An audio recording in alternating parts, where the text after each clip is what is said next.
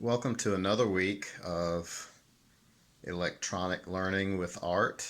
Today we're going to continue our interior design series and we're going to cover quickly beds, sofas, and dressers.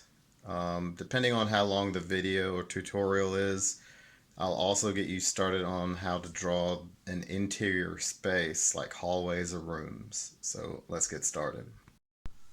So for my third, fourth, and fifth grade students,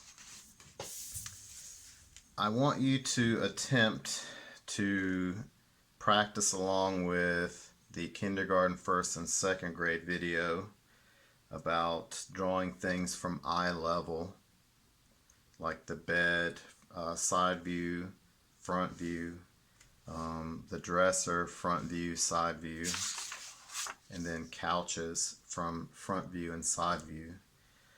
I'm going to show you how to draw these same three items where you're looking down at it. So some shapes will change. So let's start with the bed. I'm going to divide my paper into 4 parts or quarters. Vertical straight line through the middle. And again, I'm kind of eyeballing it, and if I were to measure, I'm pretty sure it wouldn't be perfectly in the middle. Horizontal straight line in the middle. So let's start with beds. When you're drawing a bed, again, we're going to start you off the same way as I did my kindergarten, first, and second grade students. When you're drawing a bed, you're going to start off by drawing very lightly rectangles. This is the side view. This will be the front view.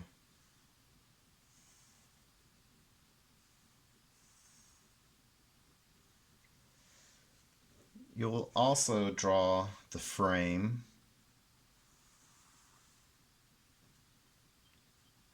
and the legs upon which the bed stands.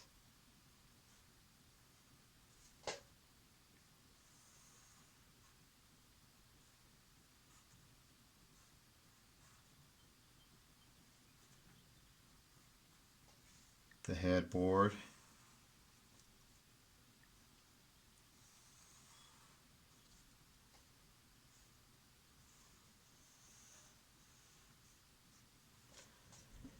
But before you add the covers or the comforter, we're going to draw a trapezoid, because remember we're looking down on it at a downward angle. So what we're going to have to do, this part is a little different. You see this curve right here? We're going to draw the same curve on this side, but it has to be the same length. So it'll be higher. You'll connect this to here, like that. So now it looks like you're standing up looking down on your bed. You can then add your comforter. And if it hangs lower than this, then you'll just cover that up. And if it covers up your box spring, you will just erase this line in the middle. So let's say your comforter comes to here, like so. You can add pillows, but this time when you're drawing a bed from this angle, your pillows will go at a diagonal because they have to go parallel to this. So start with the pillow at the front. Erase the inside. And remember, don't press down so hard, because if you do, then your lines won't fully erase. This other pillow will be on the other side and it'll go past this line. That's okay. You won't see all of this pillow because this pillow will overlap or cover up parts of that. You won't see the other leg, so this leg is on the front side. The other leg will in turn be here. So since we don't have x-ray vision, we won't necessarily look at that one. The front view of the bed, look, this is the foot of the bed right here. So if we're drawing this angle, you'll simply add a trapezoid here, and I made a mistake. So I'm going to erase the headboard, and I'm going to show you what mistake I made. So, alright, so if this trapezoid, this part is this part right here. This is the head of the bed. This is the head of the bed. This is the foot of the bed. This is the foot of the bed. So the mistake I made, the headboard doesn't stick out this far. It actually will come to this line because this is this part of the bed. And then you'll just draw your pillows normally, like rectangles. Some of you may have circular pillows, that's fine. And if you have a comforter that comes down to here, it can come even lower, but if you have a comforter that comes down to here, you'll just erase this line. Like that. And again, you see why I tell you all the time not to press down hard, because these dark lines do not like to be erased. And I'm actually using a pencil, 6B. This is an art pencil that you don't even have to press down so hard to make dark lines. Alright, the dresser. So let's say, and I'm going to switch it up on you guys. Let's say you're drawing a dresser that is lower than the chest of drawers. So a dresser that is longer than it is tall. So you'll have the legs here. And then you may have 2 drawers per row. So this is one row. If you go this way, this is a column. So let's say this dresser has 6 drawers.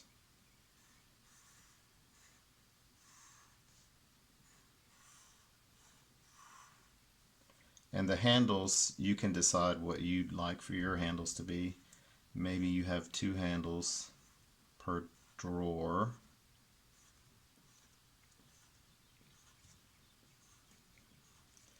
And then the top of the dresser might stick out a little bit farther than the side.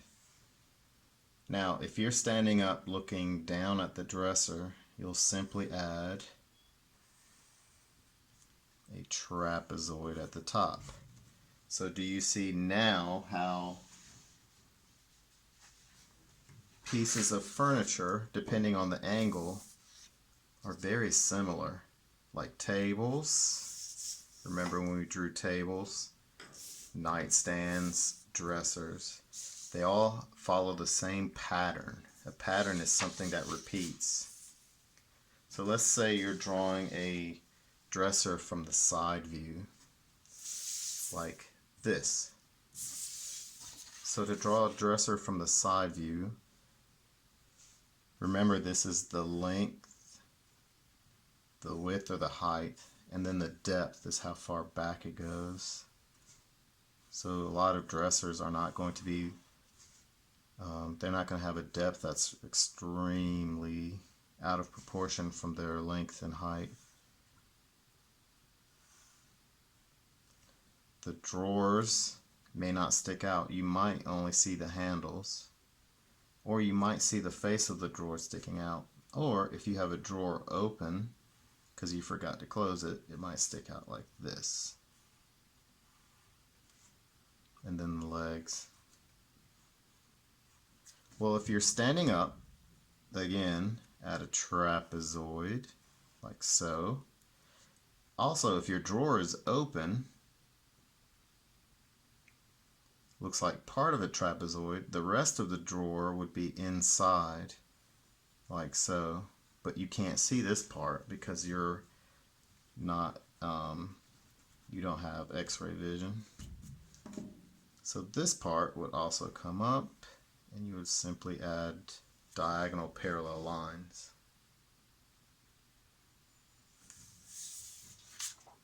And lastly, couches. So to draw, first I'm going to divide my paper. And again, you can either eyeball it or just guess, or you can fold your paper. Draw a line in the middle. When you're drawing a couch from an angle where you're looking down, so a downwards angle, you can start with the armrests again, like so. You'll next start with the bottom part of the frame, then the cushions, and if you have 3 cushions, just add 2 lines because then it will divide it into 1, 2, 3 thirds. Just like we did with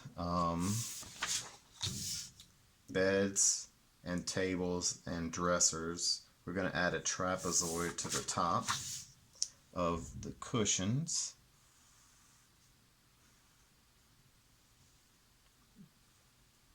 Diagonal lines for the cushions like that.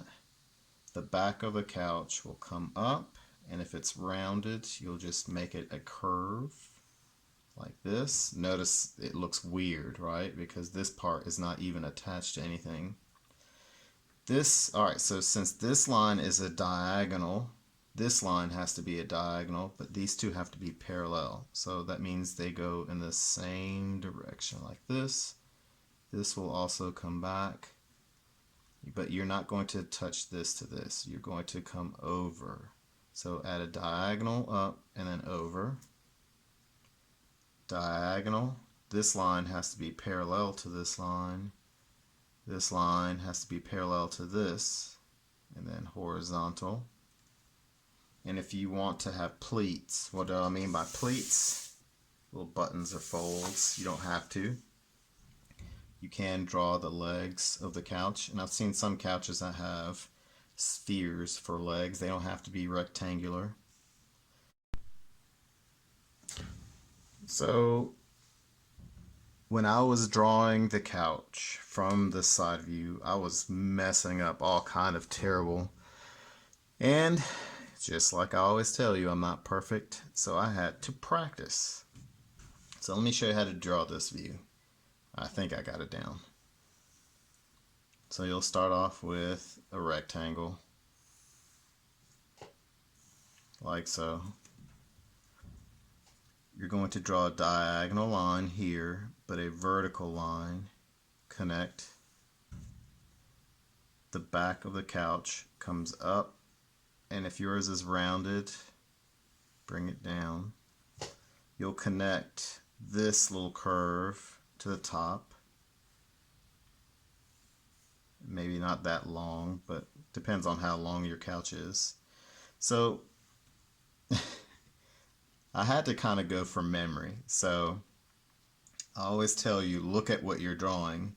And I didn't take a picture of this particular view, so that's why I had to practice this. So when you're looking down at a couch from the side view, you'll see part of the cushion, like this area here. You wouldn't see this part because the armrest would block your view. So you're looking down at it like this. So your head would be here looking down. So you'll see the other armrest and then part of the cushion near that armrest.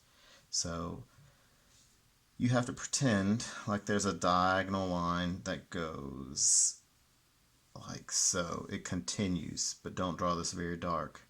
And you can go as far or as short as you like.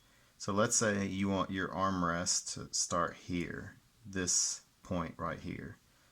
You'll draw a horizontal line, and then a diagonal, because you can see the tops of the armrest.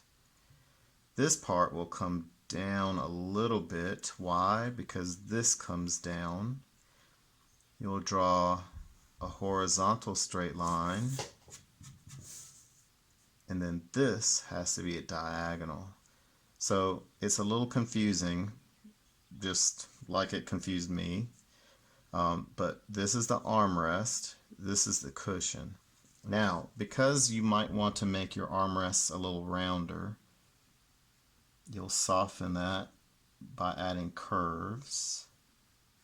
Erase it, or trace over it a little darker.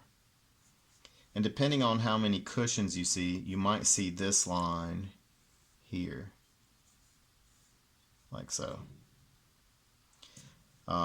The legs you will see as well. And some things might trip you up, just like they did me, but don't give up. Practice. And if you mess up during your final part of your assignment, which will be next week, it's okay. That's why we have erasers. Love these things. Anyway, so I hope you guys enjoy. And I'll be seeing you soon, hopefully.